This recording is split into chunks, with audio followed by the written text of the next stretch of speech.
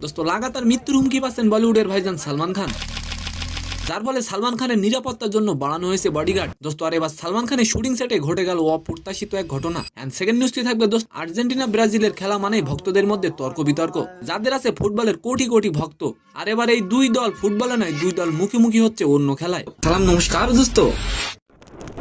দোস্ত বলিউড অভিনেতা সালমান খানের শুটিং সেটে জোর করে ঢোকার অভিযোগে 26 বছর বয়সী এক যুবককে আটক করা হয়েছে। দোস্ত ওই যুবককে সেটে ঢুকতে বাধা দেওয়া হলে সে নিরাপত্তা রক্ষীদের হুমকি দিয়ে বলেন, লরেন্স বিশনয়কে ডাকবো নাকি। দোস্ত আপনি যদি সালমান খানের ভক্ত হয়ে থাকেন তাহলে এই বিষয়ে একটি কমেন্ট করে যাবেন। দোস্ত লরেন্স বিশনয় মূলত বিশনয় গ্যাংয়ের প্রধান, যিনি প্রায় সালমান খানকে মৃত্যুর হুমকি দিয়ে যাচ্ছেন। দোস্ত শর্মা নামের ওই যুবককে পুলিশ জিজ্ঞাসাবাদ করেছে। পুলিশের ধারণা শিবাজি পার্কে চলা সালমান খানের শুটিং সেটে ঢুকতে না পারায় রাগের মাথায় তিনি হুমকি দেন। তবে পুলিশ জানায় একজন গ্যাংস্টারের নাম নেওয়ার পরিণতি কি হতে পারে সে হয়তো ভাবেনি।